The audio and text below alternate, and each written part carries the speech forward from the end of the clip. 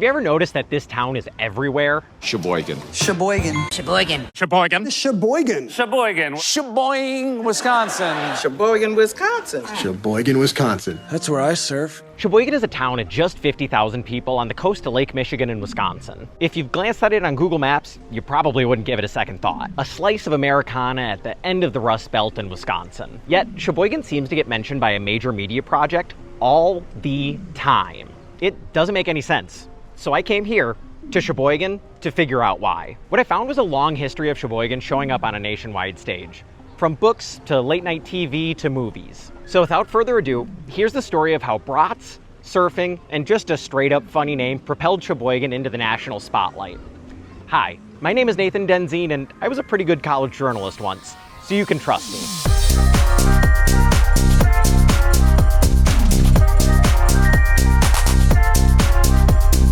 Sheboygan has appeared in a lot of media over the last 70 or so years, and if you don't believe me, I can prove it. The earliest mention that I could find was from a series of mystery novels written by a guy named Jack Ritchie. Ritchie was an author who lived primarily in Milwaukee for his entire life, but his parents, when he was young, actually had a home in Washington Island, kind of at the tip of Wisconsin's thumb.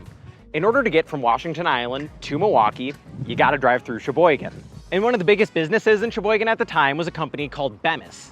Bemis was most well known for their toilet seats. So, whenever Ritchie would drive through the town, he just associated Sheboygan with toilet seats. As he wrote his novels, Sheboygan became kind of the name of any backwater that he wanted to write in. And Ritchie wrote a lot of novels, like way too many to count.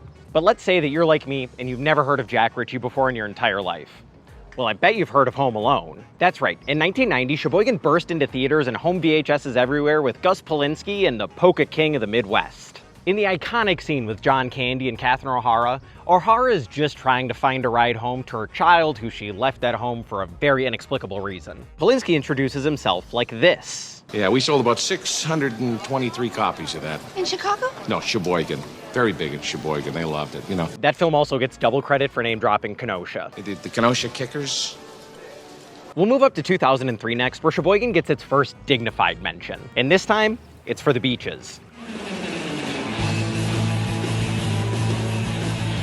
Step Into Liquid was a surfing documentary that was made in 2003 to really show the worldwide love for the sport. And what do you know? Sheboygan is pretty darn well known for their surfing. That takes us right up to 2007, where my favorite Sheboygan reference comes. That's right, Chicken Joe.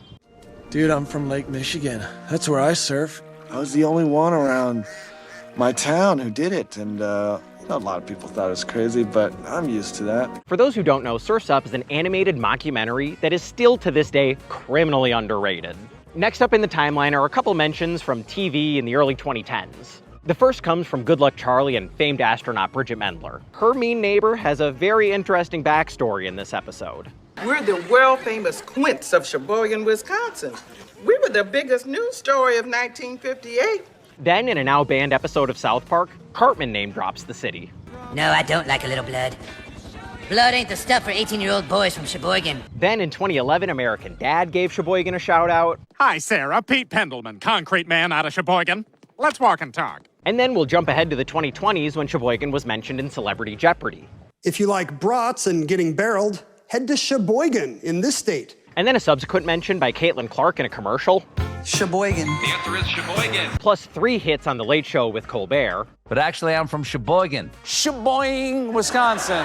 Suck it, Sheboygan. And we'll round it out with a mention from Seth Meyers. Breaking news out of Sheboygan, where Donald Trump has just been caught shoplifting an Us Weekly out of a Piggly Wiggly. And I'm sure if I looked hard enough, I'd be able to find many, many more instances like this. In fact, if there's something that I missed, go ahead and drop it down in the comments below. But this rough timeline shows that mentioning Sheboygan isn't like a one-off thing. There's a pattern here. And while it gets referenced all the time, the only actual knowledge that we have of why it's getting mentioned comes from Jack Ritchie about 70 years ago. So why the hell does Sheboygan, a city of just 50,000 people, keep showing up? Well, let's start here. Sheboygan is the brat capital of the world. And yes, that is a literal title. You see, brats are kind of a religion here in Wisconsin.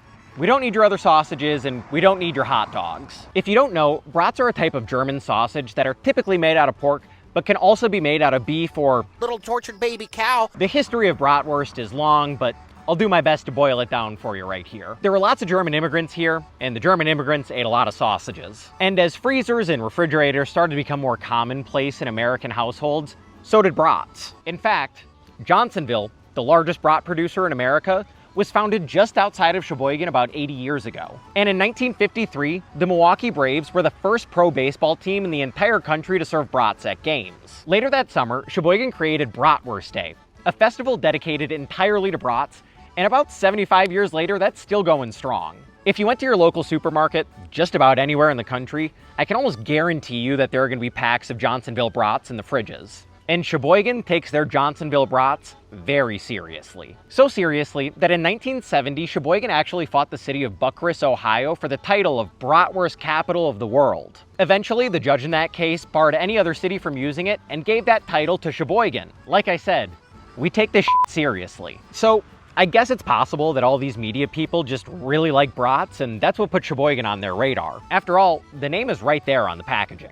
Brats are actually the reason that Sheboygan showed up in Celebrity Jeopardy too. The category that it was shown in was U.S. World Capitals, and Sheboygan made the cut for Bratwurst Capital of the World. Do you enjoy bratwurst and freshwater surfing?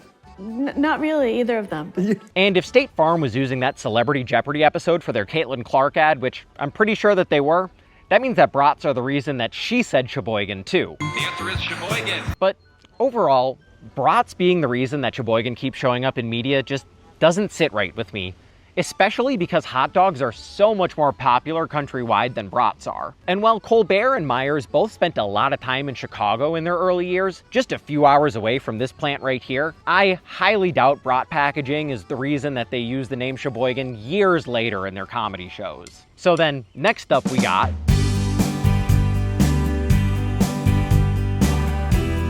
It's not a mistake two of our references came from surfing movies. Sheboygan is lovingly nicknamed the Malibu of the Midwest for its waves that roll in off of Lake Michigan. Typically, you'd expect surfers to come from warm climates with ocean coasts. California, Hawaii, Brazil, South Africa, you get the idea. But for a brave few, the Great Lakes are the world's sixth ocean. And I say brave because it is currently 80 degrees out here, which is very comfortable. So let's go check the water temperature real quick.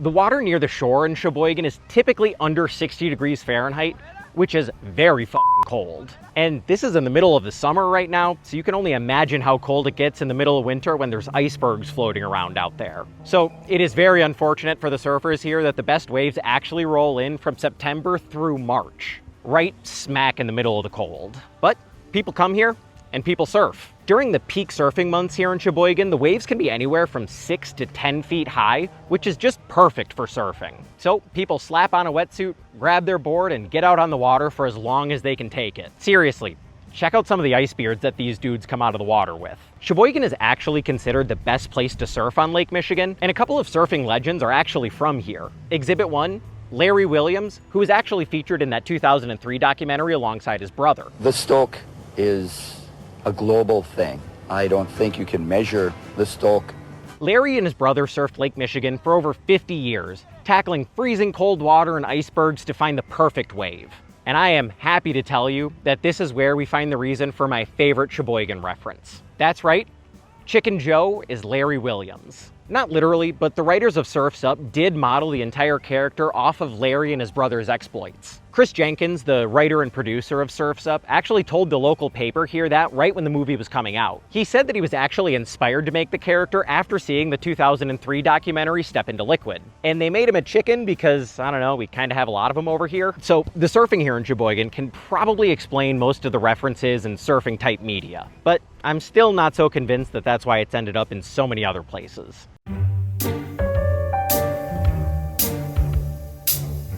I mean, Colbert said it. Maybe Sheboygan is famous because the name is just kind of funny. Classic bad guy mistake. Fleeing. Fleeing to one of America's funny name towns.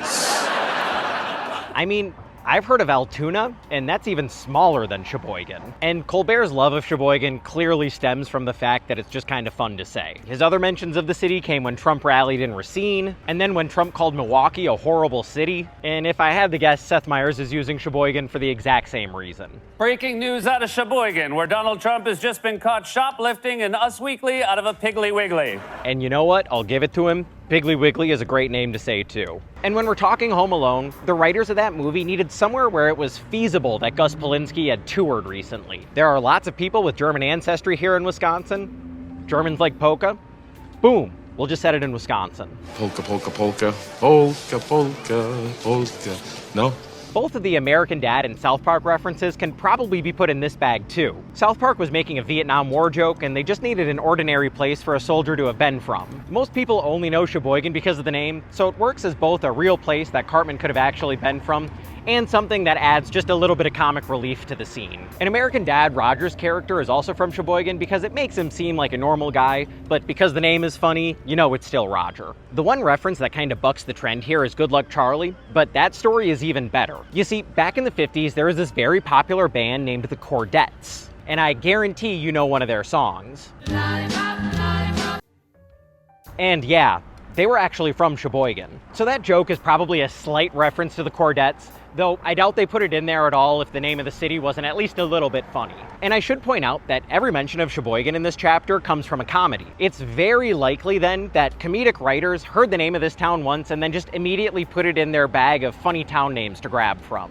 Like a snowball, the more comedies that reference Sheboygan, the more comedies are going to reference Sheboygan in the future because now audiences know what it is. It just makes it easier for comedians to use in the future because they don't have to re-explain their joke.